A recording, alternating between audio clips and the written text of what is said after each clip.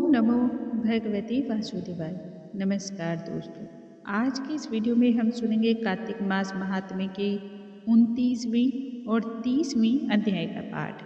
इससे पहले के वीडियो में हमने सुना था 27वीं और 28वीं अध्याय का पाठ। उस पाठ में हमने जाना किस प्रकार से भगवान विष्णु के जो द्वारपाल हैं उन्होंने ऐसा कौन सा पुण्य कार्य किया था, ऐसा कौन सा उत्तम कार्य किया था जिसके बदले में उन्हें भगवान के वैकुंठ धाम के द्वारपाल के रूप में नियुक्त किया गया। उन दोनों पार्षदों ने ऐसा कौन सा शुभ कार्य किया था जिससे वैकुंठ धाम में उन दोनों को स्थान की प्राप्ति हुई। भगवान विष्णु के अत्यधिक प्रिय द्वारपाल वह नियुक्त हुए, जिसमें हमने जाना कि दो भाई थे। एक भाई का नाम जय और दूसरे यानी कि छोटे भाई का नाम विजय था।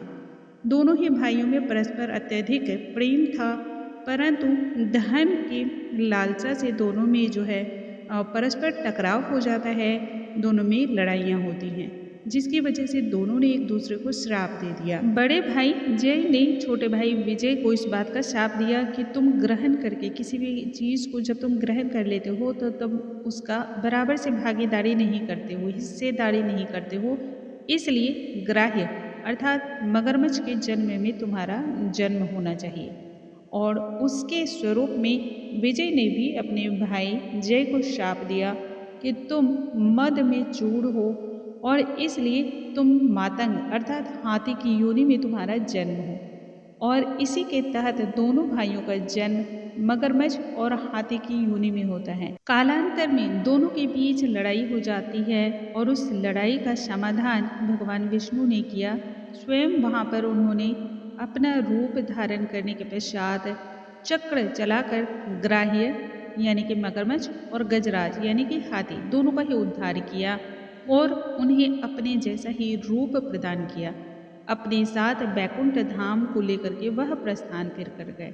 ये दोनों ही विख्यात जय और विजय हैं जो भगवान विष्णु के द्वार पालक हुए। अब आज के इस वीडियो में हम आगे की कथा सुनेंगे कि किस प्रकार से भगवान विष्णु ने धर्मदत्त जो कि ब्राह्मण अत्यंत ही अस्थिर चरित्र के थे और मृत्यु के उपरांत धर्मदत्त के साथ ही दोनों स्त्रियों को, धर्मदत्त की जो दो पत्नियां थी उन दोनों को भी वैकुंठ धाम में स्थान मिलता है। किस प्रकार से आगे भगवान की लीला है वह हम जानेंगे। भला प्रभु की लीला कौन समझ सकता है। आइए हम आगे की कथा आरंभ करते हैं। उससे पहले भगवान श्री गणेश का ध्यान कर लेते हैं। ओम श्री गणेशाय नमः। ओम नमो भगवते वासुदेवाय। राजा पृथु ने कहा, हे मुनि श्रेष्ठ, आपने कलह राक्षसी द्वारा मुक्ति पाए जाने का वृत्तांत मुझसे कह सुनाया है, जिसे मैंने बहुत ही ध्यानपूर्वक सुना है। हे नारद मुनि, यह काम उन दो नदियों के प्रभाव से हुआ था। कृपया यह मुझे बताने की कृपा करें।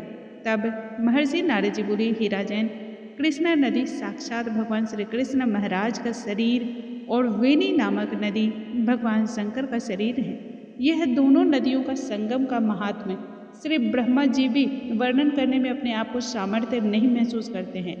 फिर भी आपने चूंकि पूछा है, इसलिए आपको इनकी उत्पत्ति का वृत्तांत सुनाता हूँ। ध्यानपूर्वक सुनो।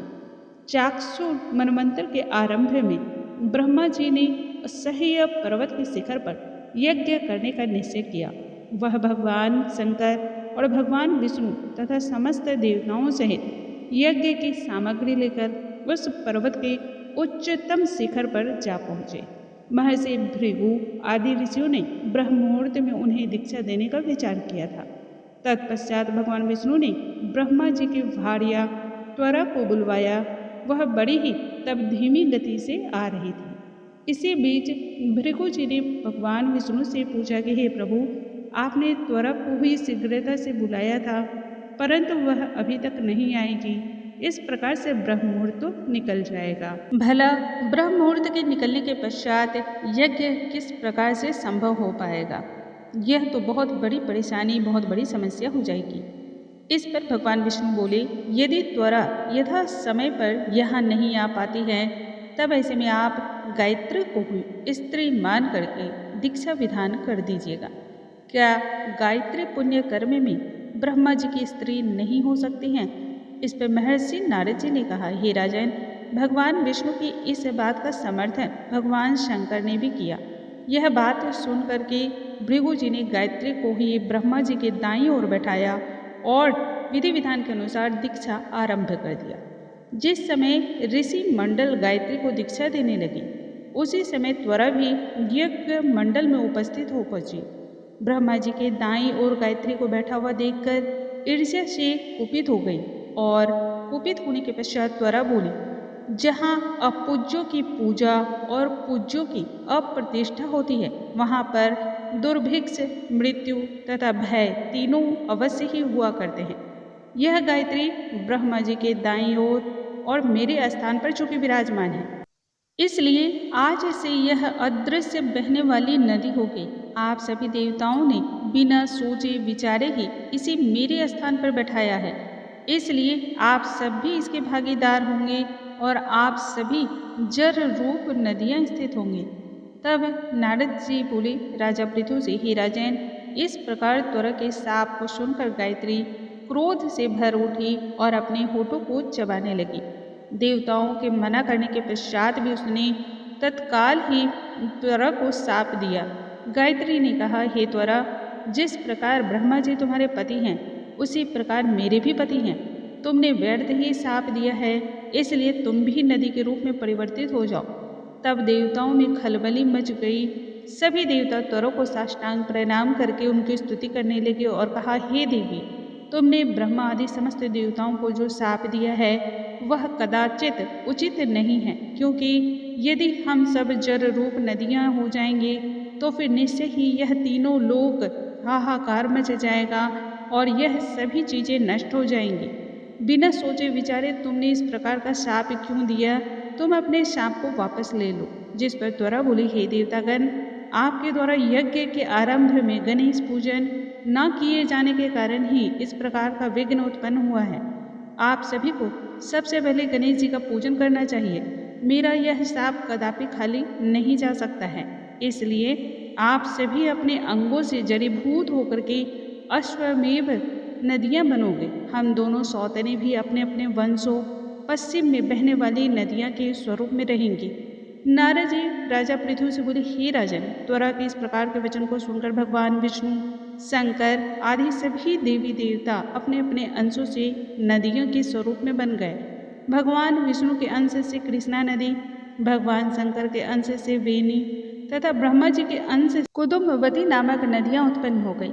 समस्त देवताओं ने अपने अंशों को जर बनाकर वहीं सह्य पर्वत पर फेंक दिया। फिर उन लोगों के अंश पृथक पृथक नदियों के स्वरूप में वहां से बहने लगी। देवताओं के अंशों से सहस्त्रों की संख्या में पश्चिम की ओर बहने वाली नदियां उत्पन्न हो गईं। वहीं गायत्री और त्वरा दोनों पश्चिम की ओर बहने वाली नदियां एक साथ होकर के बहने लगी। उन दोनों का नाम तब सावित्री पड़ा। ब्रह्मा जी ने यज्ञ के स्थान पर भगवान विष्णु तथा भगवान शंकर की स्थापना की। तब दोनों देवताओं महाबल तथा अति बल के नाम से प्रसिद्ध हुए जान पड़े। हे राजन, कृष्णा और वेणी की नदी की उत्पत्ति का यह वर्णन जो भी मनुष्य सुनेगा या किसी दूसरे से सुनाता है, उसी नदियों के दर्शन और स्नान का संपूर्ण फल भी प्राप्त होगा। इस प्रकार से हमने सुना कार्तिक मास महात्म्य के 29वें अध्याय का पाठ। इसके बाद हम सुनेंगे 30वें अध्याय का पाठ। उससे पहले हम जयकारा लगाएंगे, ओम नमो भगवते वासुदेवाय। दोस्तों, अब इसके आगे की कथा है। भगवान श्री कृष्ण तब सत्यभामा से बोलते हैं, हे प्रिय, नारद जी के इस प्रकार के वचन को सुनकर के महाराजा पृथु बहुत ही अधिक आश्चर्यचकित हुए। अंत में उन्होंने नारद जी का पूजन किया और सप्रेम उनको विदा किया। इसलिए माघ, कार्तिक और एकादशी ये 3 व्रत मुझे अत्यधिक प्रिय माने जाते हैं। वनस्पतियों में तुलसी, महीने में कार्तिक मास, एकादशी तिथि अत्यधिक मुझे प्रिय मानी जाती है और क्षेत्रों में प्रयागराज मुझे अत्यधिक प्रिय है। जो भी मनुष्य इंद्रियों पर विजय प्राप्त करके इनका सेवन करता है, वह मुझे यज्ञ करने वाले मनुष्य से अत्यधिक प्रिय माना जाता है। जो मनुष्य विधि पूर्वक इनकी सेवा करते हैं, मेरी कृपा से समस्त प्रकार के पापों का नाश हो जाता है और छुटकारा मिल जाता है। भगवान श्री कृष्ण के वचन को सुनने के पश्चात सत्यभामा ने कहा, हे प्रभु, आपने बहुत ही अद्भुत बात कही है। दूसरे के लिए पुण्य के फल से जिस प्रकार से कलह राक्षस जी को मुक्ति की प्राप्ति हुई, वह प्रभावशाली कार्तिक मास आपको अत्यधिक प्रिय है, जिसे पति द्रोह का पाप केवल स्नान के पुण्य से ही नष्ट हो गया और दूसरे मनुष्य के द्वारा दिया गया पुण्य उसके देने से भला किस प्रकार मिल जाता है, वह भी वृत्तांत आप जरूर बतलाएं, जिससे समस्त मानव जाति का भी कल्याण होगा। तब भगवान श्री कृष्ण बोलते हैं, हे प्रिय, जिस कर्म द्वारा बिना दिया हुआ पुण्य और बिना दिया हुआ पाप भी मिलता है, वह भी तुम्हें सुनना चाहिए। सतयुग में देश, ग्राम तथा कुलों को दिया गया पुण्य या पाप मिलता था, किंतु कालांतर में कलयुग आएगा और कलयुग में केवल कर्ता को ही पाप तथा पुण्य का फल भोगना पड़ता है। संसर्ग न करने पर भी वह व्यवस्था की गई है और संसर्ग से पाप और पुण्य दोनों मिलते रहते हैं। उसकी व्यवस्था किस प्रकार से है, वह भी तुम सुनो। पढ़ाना, यज्ञ कराना, एक साथ भोजन को ग्रहण करने से पाप पुण्य का आधा आधा फल प्राप्त होता है। एक ही आसन पर बैठने तथा सवारी पर चढ़ने से, श्वास के आने जाने से पुण्य और पाप का चौथा भाग जीव मात्र को मिलता है। छूने से, भोजन करने से और किसी दूसरे की स्तुति करने से पुण्य और पाप का छठवां भाग प्राप्त होता है। दूसरे की यदि निंदा करते हैं, चुगली करते हैं या फिर ईर्ष्या करते हैं, धिक्कार करने से उसका सातवां भाग प्राप्त होता है। पुण्य करने वाले मनुष्यों की यदि कोई व्यक्ति सेवा करता है तो वह सेवा का भाग प्राप्त करता है और अपना पुण्य भी उसे देता है। नौकर और शिष्य के अतिरिक्त यदि कोई मनुष्य दूसरे से सेवा करवाता है और बदले में उसे उसकी सेवा का फल या फिर पैसे दान नहीं देता है, तब वह सेवक उसके पुण्य का आधा भागीदारी होता है। जो व्यक्ति पंक्ति में बैठे हुए भोजन करने वालों की पत्तल को लांघता है, उसे उसके पत्तल का वह पुण्य का छठवां भाग प्राप्त होता है। स्नान तथा ध्यान आदि यदि कोई मनुष्य करता है और यदि उस मनुष्य से कोई अन्य मनुष्य बातचीत भी करता है या फिर उसका स्पर्श करता है, तब वह अपने पुण्य का छठवां भाग देता है। जो मनुष्य धर्म के कार्य के लिए दूसरों से धन प्राप्ति करता है, दूसरों से धन मांगता है, वह पुण्य का भागी होता है।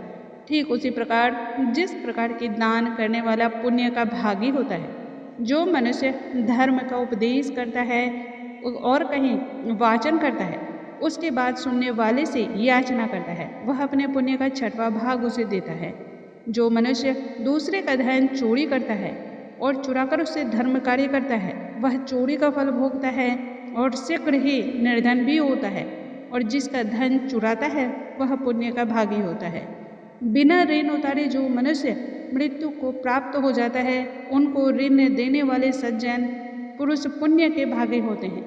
शिक्षा देने वाला या फिर किसी अन्य प्रकार की मशवरा देने वाले मनुष्य को, सामग्री को जुटाने वाला तथा किसी भी प्रकार का प्रेरणा देने वाला, यह पाप और पुण्य के छठे भाग को प्राप्त करता है। राजा प्रजा के पाप पुण्य के साष्टांश का भोगी होता है। गुरु शिष्यों का, पति पत्नी का, पिता पुत्र का, स्त्री पति के लिए पुण्य का छठा भाग प्राप्त करती है। पति को जो स्त्री प्रसन्न करने वाली होती है या फिर आज्ञाकारी जो स्त्रियां होती हैं, पति के पुण्य का आधा भाग प्राप्त कर लेती हैं। जो पुण्यात्मा पराये लोगों को दान करते हैं, यानी कि उनसे किसी भी प्रकार का जान पहचान नहीं होता है, वह उनके पुण्य का छठा भाग प्राप्त करते हैं। इस प्रकार दूसरों के लिए पुण्य अथवा पाप बिना किए भी और बिना दिए भी एक दूसरे को मिल सकते हैं, किंतु यह नियम जो मैंने बतलाए हैं वे कलयुग में लागू नहीं होते हैं। कलयुग में तो एकमात्र कर्ता को ही अपने पाप और पुण्य भोगने पड़ते हैं। इसके विषय में एक बहुत पुराना इतिहास है जो कि और भी अधिक पवित्र है और अनेक प्रकार की बुद्धियों को खोलने वाला है। उस कथा में हम जानेंगे किस तरह से उस व्यक्ति ने बाल्यावस्था से लेकर के युवा अवस्था तक सिर्फ बुरे ही बुरे कार्य किए, लेकिन उसके द्वारा सिर्फ एक कार्य ऐसा हुआ जिसकी वजह से उसे पुण्य की प्राप्ति हुई और भगवान विष्णु ने उसे अपने शरण में स्थान दिया। किस प्रकार से और कौन सी कथा है वह जानेंगे अगले अध्याय में। दोस्तों, कल के अध्याय में हम जानेंगे कार्तिक मास महात्म्य के 31वें अध्याय का पाठ करेंगे और जानेंगे आगे की कथा। तब तक के लिए नमस्कार दोस्तों। कमेंट बॉक्स में ओम नमो भगवते वासुदेवाय लिखना बिल्कुल ना भूलें।